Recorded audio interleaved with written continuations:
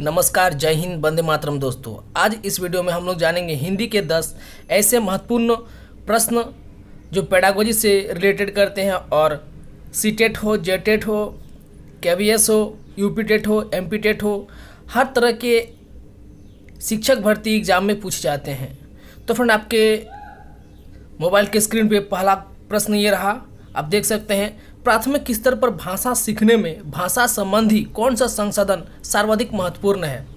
Friend, पूछा जा रहा है कि प्राथमिक स्तर पर भाषा सीखने में 1 to 5 आपका बच्चा है और भाषा सीखने में सबसे महत्वपूर्ण संसाधन कौन सा है? ऑप्शन देखेंगे, ए टेलीविज़न, बी कंप्यूटर, सी बाल साहित्य, डी समाचार पत्र। तो फ्रेंड, आप अपना जवाब दे सकते हैं। फ्रेंड, प्राथमिक स्तर पर पूछा जा रहा है। जब भी प्राथमिक स्तर पर पूछा जाए तो आपका भी आंसर प्राथमिक स्तर लेवल का भी होना चाहिए। भाषा सीखने में संबंधी कौन सा संसाधन सर्वाधिक महत्वपूर्ण है? तो टेलीविज़न के द्वारा तो नहीं, कंप्यूटर के द्वारा भी नहीं हो सकता है, समाचार पत्र के द्वारा तो एकदम नहीं हो सकता। छोटे बच्चे समाचार पत्र के माध्यम से कैसे भाषा संबंधी संसाधन का सर्वाधिक महत्वपूर्ण, ये तो हो नहीं सकता है। सबसे बेस्ट और पॉजिटिव आंसर है आपका बाल साहित्य। बाल साहित्य के द्वारा प्राथमिक स्तर पर भाषा बहुत ही अच्छे तरीके से सीखा जा सकता है। चलिए फ्रेंड, आगे की क्वेश्चन को देखते हैं।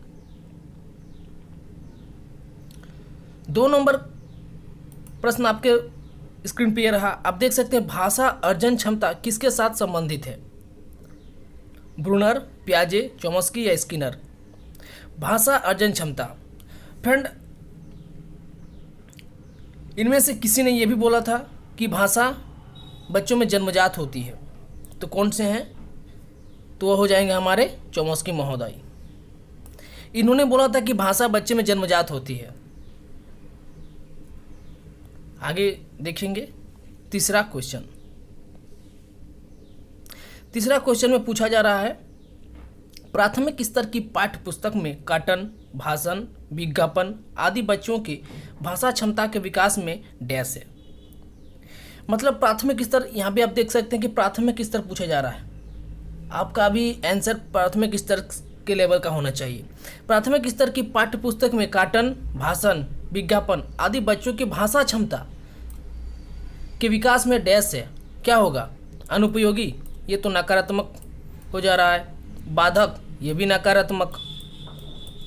निरर्थक, ये भी नकारात्मक। तो हमारा पॉजिटिव आंसर कौन सा हो रहा है?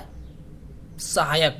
प्राथमिक स्तर की पाठ्य पुस्तक में कथन, भाषण, विज्ञापन आदि बच्चों की भाषा क्षमता के विकास में सहायक है। चलिए फ्रेंड, आगे वाले क्वेश्चन को हम लोग देखते हैं। यह रहा आपके 4 नंबर क्वेश्चन। 4 नंबर में आपको पूछा जा रहा है, रीमा ने तीसरी कक्षा में पढ़ने वाली रितिका की भाषा क्षमता, भाषा निष्पादन संबंधी क्रमिक प्रगति का ब्यौरा उसके अभिभावक को दिया। रीमा ने डैश के आधार पर यह जानकारी दी? लिखित परीक्षा, अवलोकन, पोर्टफोलियो या जांच सूची? तो फ्रेंड, अगर आप पिछले वीडियो नहीं देखे हैं तो पीछे वीडियो से रिलेटेड ये क्वेश्चन आपके हैं। अगर आप पहला वीडियो देख चुके हैं तो ये क्वेश्चन आप बहुत ही जल्द दे सकते हैं। ये भी आप देख सकते हैं कि ये भी है, प्राथमिक स्तर का बच्चा है। 1 to 5 क्या पूछा जा रहा है प्रश्न में? रीमा ने तीसरी कक्षा मतलब प्राथमिक स्तर की रितिका की भाषा क्षमता, भाषा निष्पादन संबंधी क्रमिक प्रगति का ब्यौरा मतलब लेखा जोखा उसके अभिभावक को दिया। रीमा ने डैश के आधार पर यह जानकारी दी? लिखित परीक्षा के द्वारा, अवलोकन के द्वारा, पोर्टफोलियो के द्वारा या जांच सूची के द्वारा?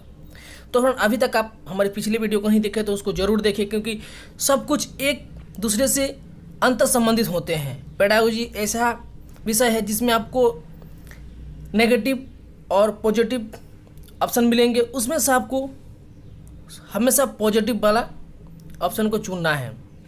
तो तीसरी कक्षा के बच्चा है, ठीक है, उनके जो भाषा क्षमता और भाषा निष्पादन की जो टोटल उनका लेखा जोखा है वो उनके पिताजी को हो या तो उनके माताजी का हो, उनके घर वालों को या अभिभावक को दे रहे हैं। कौन? रीमा, ये टीचर है। तो लिखित द्वारा देंगे? नहीं, अवलोकन के द्वारा कैसे देंगे? जांच सूची के द्वारा भी नहीं दे सकते हैं, पोर्टफोलियो हो जाएगा। ठीक है, जब भी लेखा जोखा के बारे में आएगा, बच्चों के दैनिक क्रिया के बारे में, प्रतिदिन के बारे में जो लेखा जोखा तैयार किया जाता है, बच्चे कैसे सीख रहे हैं, किसके द्वारा सीख रहे हैं, कौन सी विधि उनके लिए अच्छे हैं, तो वो पोर्टफोलियो में आ जाएंगे। तो चलिए फ्रेंड, आगे वाले क्वेश्चन को देखते हैं। पहली कक्षा में डैश भी लिखने के अंतर्गत आता है। पहली कक्षा, यह भी प्राथमिक स्तर। इस वीडियो में हमारे जितने भी क्वेश्चन है, अधिकतर हमारे 75% प्राथमिक स्तर लेवल से बनाया हुआ है। तो आप देख सकते हैं, ये क्वेश्चन बार बार सीटेट हो, जेटेट हो, शिक्षक भर्ती के हर एक एग्जाम में ये पूछे जाते हैं। तो क्वेश्चन हमें क्या बता रहे हैं कि पहली कक्षा में डैश भी लिखने के अंतर्गत आता है। चित्र बनाना, वाक्य लिखना, शब्द लिखना या अक्षर लिखना। हमेशा हमें पॉजिटिव वाला ऑप्शन को चुनना है। अधिकतर बच्चे तो ये जाएंगे अक्षर बनाने, तो इससे रिलेटेड नहीं है। जब छोटे बच्चे होते हैं, अधिकतर आप देखे होंगे, वो लोग जैसे कि कमल, क से कमल, तो वो लोग अपने कॉपी हो, किताब हो, स्लेट हो, किसी में भी वो फूल वूल बनाने लगते हैं। ठीक है, छोटे बच्चे अधिकतर लोग कुछ बोलने लिखने के लिए बोला जाता है तो वो लोग फूल, चित्र बनाते रहते हैं, कुछ ना कुछ उसमें बनाते रहते हैं। तो वाक्य लिखना, शब्द लिखना, ये सब तो होगा नहीं, चित्र बनाना हो जाएगा। पहली कक्षा में डैश भी लिखने के अंतर्गत आता है, चित्र बनाना। चलिए अगले क्वेश्चन पे देखते हैं। अगला क्वेश्चन ये रहा, आकलन की प्रक्रिया में केवल बच्चे की क्षमताओं का आकलन नहीं होता, बल्कि शिक्षक की शिक्षण प्रक्रिया का भी आकलन होता है। यह विचार निराधार है, पूर्णतः सही है, अंशतः सही है, पूर्णतः गलत है। देखिए, प्रश्न हमें पूछ रहा है कि आकलन की प्रक्रिया में, आकलन मतलब बच्चों की आकलन कर रहे हैं, केवल बच्चे की क्षमताओं का आकलन नहीं होता। जब टीचर आकलन करता है शिक्षण का, तो साथ साथ शिक्षक की शिक्षण प्रक्रिया का भी आकलन होता है। एकदम सही बात है। जब बच्चों को पढ़ाएंगे, तो बच्चे अगर नहीं समझ में आ रहा है, तो किसी न किसी प्रकार का बच्चे में अगर दोष नहीं है, तो टीचर में भी तो हो सकते हैं। शायद वो जिस विधि से पढ़ा रहे हैं, उस विधि से बच्चों को पढ़ाने में असमर्थ हो रहे हैं, बच्चे समझ नहीं पा रहे हैं, वो विधि नीरस है, तो उसको और अच्छे विधि से पढ़ाना चाहिए। जैसे कि अभी NCF 2005 की बताया गया है कि बच्चे को खेल खेल में और करके सीखने पे जोर दिया जा रहा है। NCERT ने भी यही बताया है।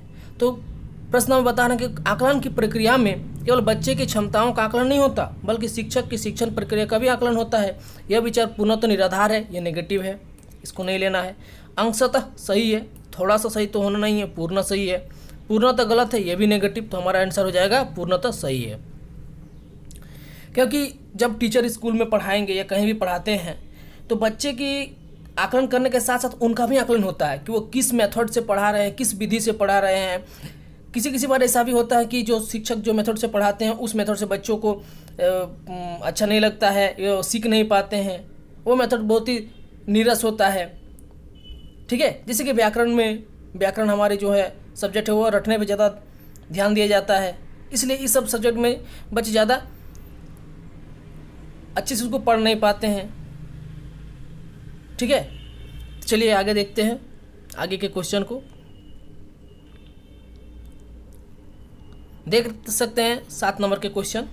प्राथमिक स्तर पर बच्चों की भाषा का आकलन करने का उद्देश्य है। जैसे कि आपको बताएं कि ये हमारे जो आज की हिंदी पेडागोजी की क्वेश्चन है, अधिकतर प्राथमिक स्तर के बच्चों के से रिलेटेड क्या हुआ है। प्राथमिक स्तर पर बच्चों की भाषा का आकलन करने का उद्देश्य है। प्राथमिक उच्च स्तर पर बच्चों जो है उसका आकलन करने में सबसे महत्वपूर्ण आकलन हम लोग को सबसे पॉजिटिव वाला से चुनना है। प्राथमिक स्तर पर बच्चों की भाषा का आकलन करने का उद्देश्य है उसकी लेखन क्षमता का आकलन, उसकी पठन क्षमता का आकलन, उसके बोलने की कुशलता का आकलन या उसके भाषा प्रयोग की क्षमता का आकलन। अब बोलिए इसका आंसर क्या होगा। प्राथमिक स्तर यहाँ पे जरूर ध्यान दीजिए, प्रश्न को बार बार पढ़िए कि प्रश्न हमें क्या पूछ रहे हैं। इसी में बहुत बच्चे ज़्यादा गलती कर देते हैं। पेडागोजी ऐसा है कि उसमें आपको घुमा फिरा के पूछा जाता है, तो प्राथमिक स्तर में उसकी लेखन क्षमता से उसका आकलन तो हम लोग नहीं कर सकते हैं। छोटे बच्चे में लेखन क्षमता से क्या आकलन कीजिएगा। दूसरा है उसकी पठन क्षमता, ये भी नहीं। उसकी बोलने की कुशलता का आकलन, ये भी नहीं। भाषा का पूछा है, भाषा का आकलन, तो भाषा का क्या होगा, भाषा प्रयोग की क्षमता, उसके भाषा प्रयोग की क्षमता का आकलन। ठीक है, अब इधर भी प्रश्न पे भी ध्यान दीजिए, तभी आपका सभी राइट होगा।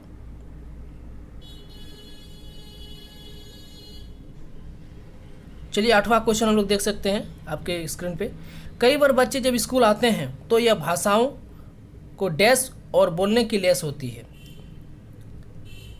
चलिए इसका आंसर क्या होगा, पढ़ने, समझने, रटने और लिखने। कभी कभी जब बच्चा विद्यालय में आते हैं तो कुछ कुछ ऐसे चीज़ अपने साथ भी ले आते हैं। भाषाओं के साथ साथ वो कुछ ऐसे चीज़ को भी साथ लेकर आते हैं।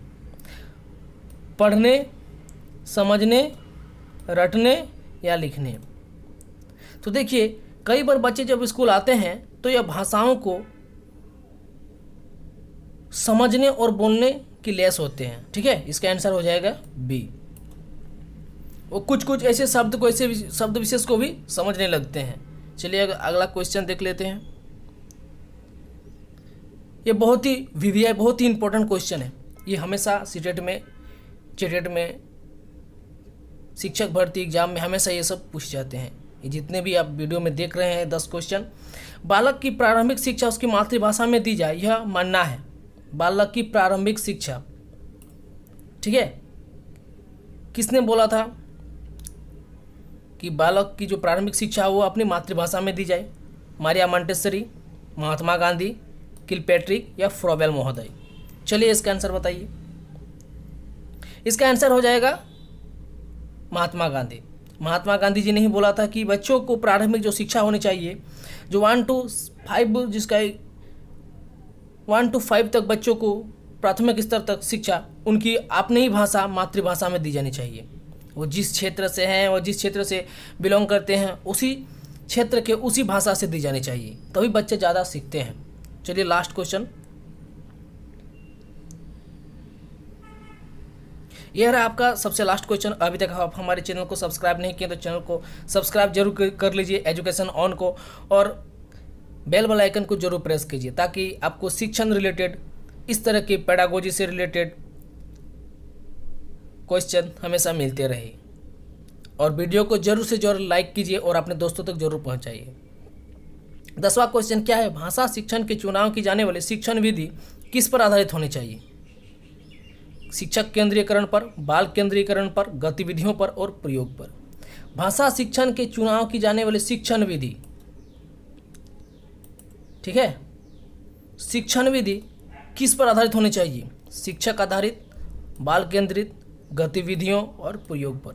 जैसे कि अभी आपको थोड़ा देर पहले हमने बताएं कि NCF 2005 हो या NCERT हो, हमेशा बाल केंद्रित शिक्षण पर जोर देते हैं और बच्चे को करके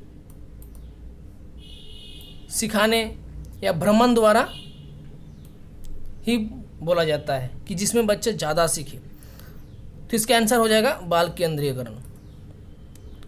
शिक्षण विधि जो है वो बाल केंद्रित होना चाहिए, पाठ्यक्रम जो है वो भी बाल केंद्रित होना चाहिए। पाठ्यक्रम जो अभी होना चाहिए बालक के स्तर के लेवल के होने चाहिए। तो आज की ये 2 क्वेश्चन बहुत ही इम्पोर्टेंट था, आपने बना लिए होंगे 10 का 10। अगर आपका 10 का 10 सही है तो आप हमें कमेंट कीजिए। Thanks for watching this video. Like कीजिए, शेयर कीजिए, सब्सक्राइब कीजिए और आइकन का जरूर प्रेस कीजिए ताकि आपको नोटिफिकेशन मिलते रहे। तो चलिए आज की इस वीडियो में बस यहीं तक, तब तक के लिए जय हिंद, वंदे मातरम। फिर से मिलते हैं किसी नेक्स्ट वीडियो पे।